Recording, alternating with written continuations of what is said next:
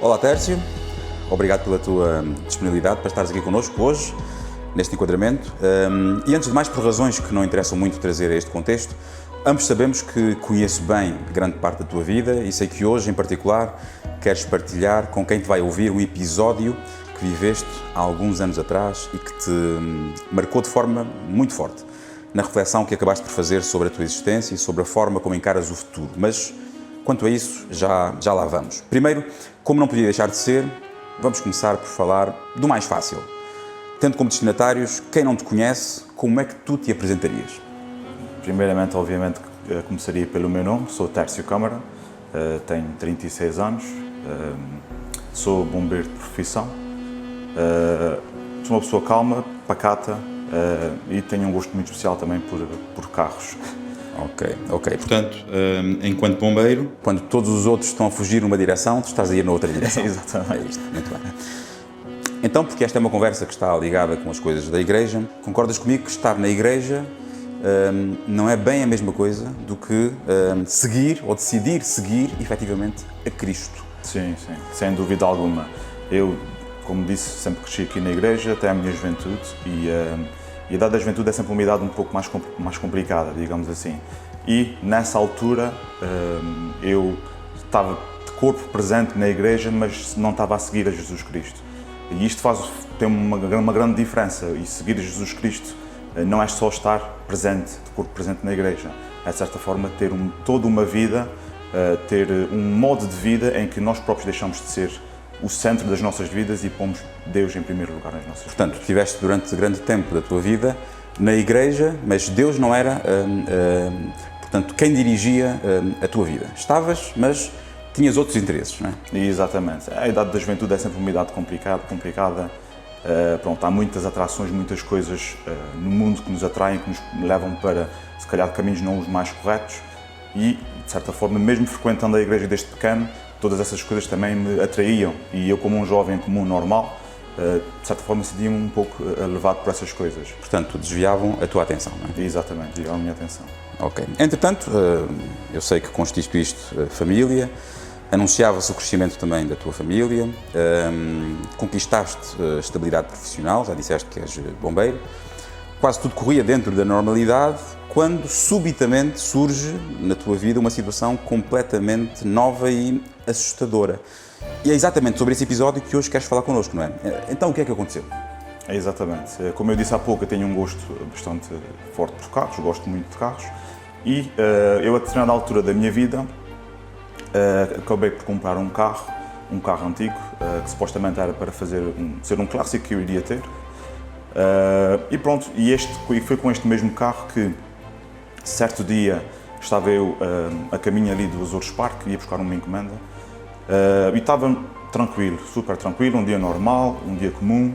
O carro nem estava a andar depressa nem nada disso, estava dentro dos limites de velocidade, em que eu estava a ultrapassar uns carros, e quando me apercebo, vejo que tem um outro carro no outro sentido a ultrapassar os carros daquela outra faixa de rodagem. A minha faixa tinha duas faixas, a faixa oposta tinha só uma faixa, ou seja, ele estava dentro da minha faixa. E a verdade é que quando eu me apercebo disso, eu tento desviar o carro e quando tento o desviar, perco o controle dele. Portanto, tentas evitar o choque frontal, não é? Exatamente, tento evitar o embate frontal. Eu perco o controle dele, porque foi assim uma coisa muito repentina. Quando tento o controlar, ele faz um efeito chicote e eu acabo de ir da faixa mais à direita, fui embater num caminhão pesado na faixa do sentido oposto. Porque o teu carro acabou por resvalar, perdeste o controle do carro, não é? E ele acabou por ir para a outra faixa, onde foi atingir esse tal caminhão. Exatamente, ele entrou em derrapagem e foi bater exatamente na frente do caminhão, de um caminhão pesado que estava no sentido oposto. Ok. E quais foram as consequências desse acidente? O carro ficou completamente destruído. Aquilo, como eu disse, era um Honda Del Sol, o carro que lhe era descapotável. Eu não sei como, nem nunca mais vi o teto saiu fora. A roda do lado do passageiro arrancou. A frente do lado do passageiro encostou no banco do passageiro. O carro ficou completamente dobrado, quinado e não deu mesmo para aproveitar rigorosamente nada. Só para clarificarmos aqui esta parte, tu vinhas a ultrapassar dentro da faixa de rodagem que te cabia, neste caso, não é? Exatamente. Portanto, o outro condutor vinha no sentido contrário, numa outra faixa, na mesma faixa de rodagem, não é? Mas em sentido contrário. Exatamente. Portanto, em termos de prioridade, tu terias sempre prioridade Exatamente. nessa ultrapassagem que estavas a fazer. Portanto, a responsabilidade pelo acidente não foi tua. Não, a responsabilidade não foi minha, porque eu estava na minha faixa e exatamente um pouco por causa disso, porque eu não estava assim com grandes velocidades nem nada disso, eu estava tranquilo. E daí eu também assustar-me um pouco ao ver um carro na minha faixa de rodagem a vir diretamente contra mim. E daí eu também ter tido uma atitude mais agressiva com o carro para me tentar desviar e não bater de frente. Ok, já vimos que o carro ficou completamente destruído. E em relação a ti, como é que ficaste?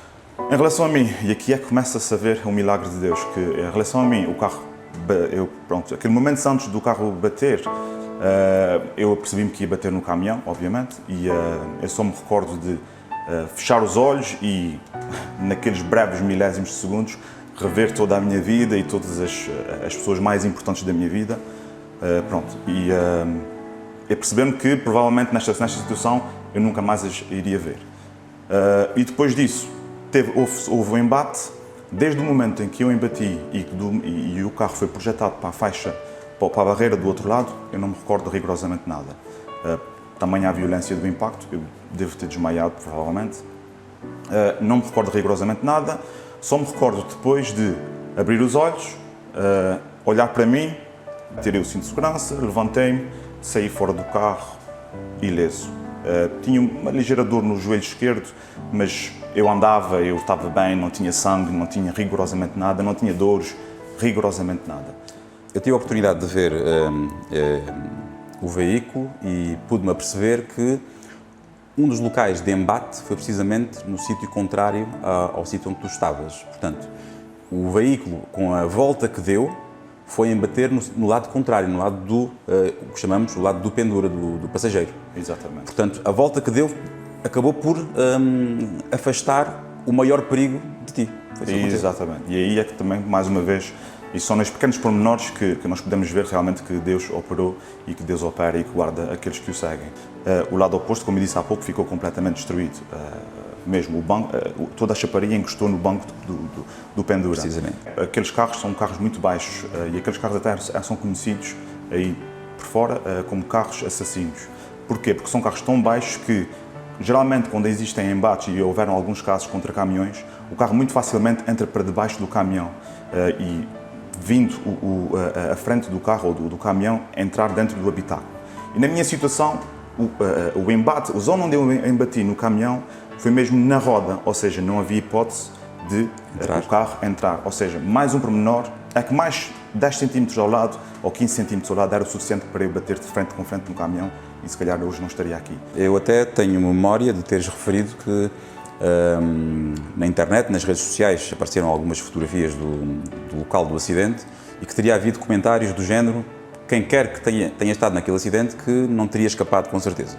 Penso que terá havido esse tipo de comentários, não é? Exatamente. Por acaso, até infelizmente, as redes sociais têm muita coisa boa e muita coisa má, mas a minha esposa acabou por saber do meu acidente vendo uma fotografia do meu carro.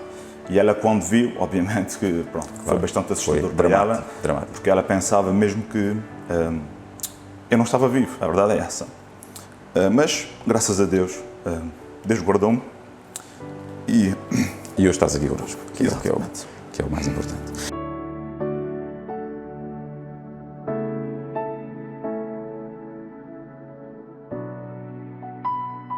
Já falámos, Tércio, da forma milagrosa, podemos dizer assim, como Deus te guardou neste acidente, mas este mesmo acidente pode também ser visto numa outra perspectiva.